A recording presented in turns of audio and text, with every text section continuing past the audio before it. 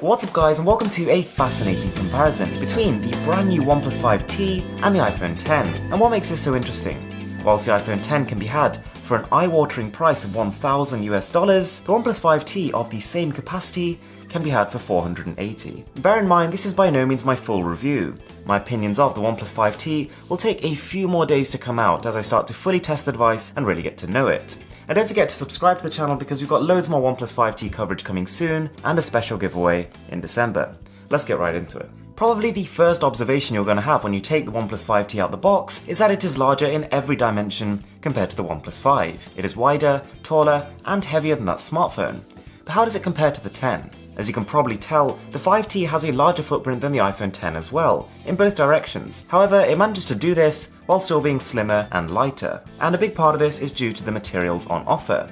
Whilst the iPhone X is covered front and back in glass, and then the sides all round in stainless steel, the Oneplus 5T is made of a much lighter anodized aluminium. The glass surrounding the iPhone X feels solid and premium, but it does attract a lot more fingerprints than the soft touch finish on the OnePlus 5T, which has more or less been copied and pasted from the OnePlus 5. And for most people, that's going to be a good thing. Whilst the iPhone X has managed to get an IP67 water and dust resistance rating, the OnePlus 5T still is without certification. Now, that's not to say every time a bit of water touches this phone it's going to stop working, because actually when the OnePlus 5 came out, similarly that had no certification either.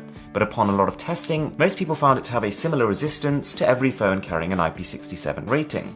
So whilst it's not technically certified, I would expect some resistance against water and dust. Looking at the specification sheet though, one obvious omission from the OnePlus 5T is wireless charging. And this is all but a standard in all top tier flagship phones, and the iPhone X does support it, which is good. And then we have these two vastly different authentication methods. Whilst the OnePlus 5 has its fingerprint scanner on the rear, which has been moved from the front of the phone as it was on the OnePlus 5, just to fit that larger display in, the iPhone X has its proprietary Face ID technology. For the most part, Face ID is brilliant. It is actually just as fast as most phones and their fingerprint scanners, but at the same time it's a lot more convenient. All you need to do is to lift your phone up towards your face, and most of the time, by the time it's halfway there, it'll already be unlocked. Even though traditionally face scanners are a little bit slower than fingerprint scanners, Face ID on the iPhone X can have you unlocked and on the home screen in 0.15 seconds. And that compares to the fingerprint scanner we saw on the OnePlus 5, which is the same one on the OnePlus 5T, to which you could expect around 0.17. As a bit of a disadvantage to the iPhone X though, whilst face scanning is almost definitely the future of authentication, it feels like a bit of a first-gen product here. In some harsh indoor lighting conditions, it'll constantly fail. And because the phone has no option for a fingerprint scanner, then you do have to manually enter a password. Whereas with a fingerprint scanner, you can be reassured that it's going to work in almost every condition. Interestingly, the 5T is the first time OnePlus has introduced a face scanner into their phones. And whilst it won't be as fast or as secure as a fingerprint scanner here, it is nice to have the option. And this brings us onto displays.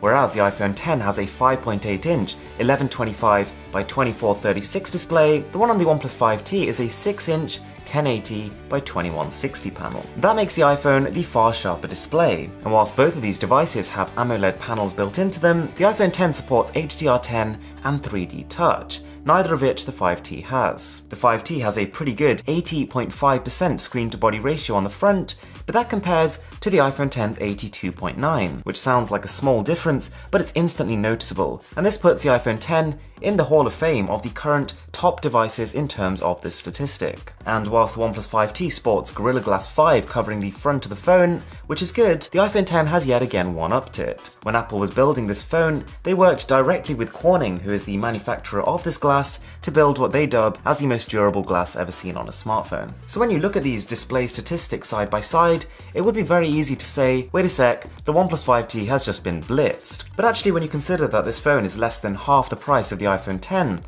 and that both of these are gorgeous, bright and colourful panels that, to be honest, side by side a lot of people would not be able to tell the difference between, it's very hard to discredit the 5Ts. One area in which the X is instantly and noticeably better though is in terms of audio performance.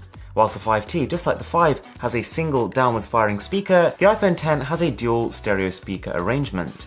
It uses the downwards firing speaker to handle a lot of the bass and an upwards firing earpiece to handle a lot of the treble. and when combined together you get a really immersive experience here. But then we flick over to battery, and this plays to the 5T's favour. Whilst the iPhone X is stuck with just over 2,700 mAh, the OnePlus 5T has 3,300. Now, whilst the 5T is not likely to last as long as the 5 because it's got the same capacity battery, but just a larger display, if OnePlus's past optimizations are anything to go by, it should still last a good 15 to 20% longer than the iPhone X. But I will be doing a detailed battery comparison, so make sure you stay tuned for that. Another thing worth mentioning though on the subject of battery is that whilst the OnePlus 5T within the box has the 20-watt dash charger built in, the iPhone X comes with Apple's 5-watt charger. So Apple doesn't bundle in, even with the $1,000 iPhone X, a fast charger, which means that on a day-to-day basis you'll be looking at about a 3-hour charge time on this device, whereas it'll be much shorter on the 5T. Let's talk about camera.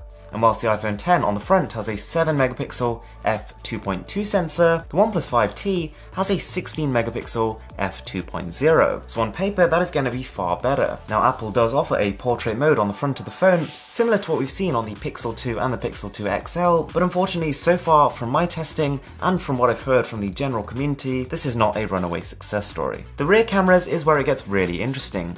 You might notice holding the 5T side by side with the 5 that OnePlus has significantly enlarged the camera bump. And the reason for this is that one of these sensors has been changed. Whilst the primary camera on the OnePlus 5T is exactly the same as that of the OnePlus 5, the secondary f2.6 telephoto lens on the 5 has been swapped out for an f1.7 fixed lens. So that leaves the 5T with a dual f1.7 setup, compared to the iPhone X's f1.8 and f2.4. And don't forget, lower is better when it comes to aperture. Not to mention, whilst the iPhone X has a dual 12-megapixel camera here, the resolution on the OnePlus 5T's cameras are 16 and 20 respectively. Unfortunately, I wish it was, but it is not as simple as just looking at megapixel count and aperture. There are so many elements that make up a good phone camera. But we will do a camera test of both of these two phones side by side, and I will get back to you on which one is truly the winner. But on paper, the 5T is looking very encouraging. That leaves us with operating system. Whilst the iPhone X runs on Apple's brand new iOS 11, the 5T unfortunately is not running the latest and greatest Android. It is still stuck on Oxygen OS based off Android 7.1. Whilst there are some drastic differences between what these two operating systems offer, that is a topic for another video. And if you are considering one of these two devices, you probably are aware what you're getting yourself into. So guys, that is the comparison. That is the OnePlus 5T versus the iPhone X. Let me know in the comments below what other comparisons you want to see. Whether you want to see more battery tests, whether you want to see more camera tests, let me know and I will do my absolute best to get that sorted for you. Don't forget to subscribe to the channel because we've got loads more OnePlus 5T coverage coming, as well as a giveaway in December. And with that being said, I'm Mr. Who's the Boss, and I'm signing out.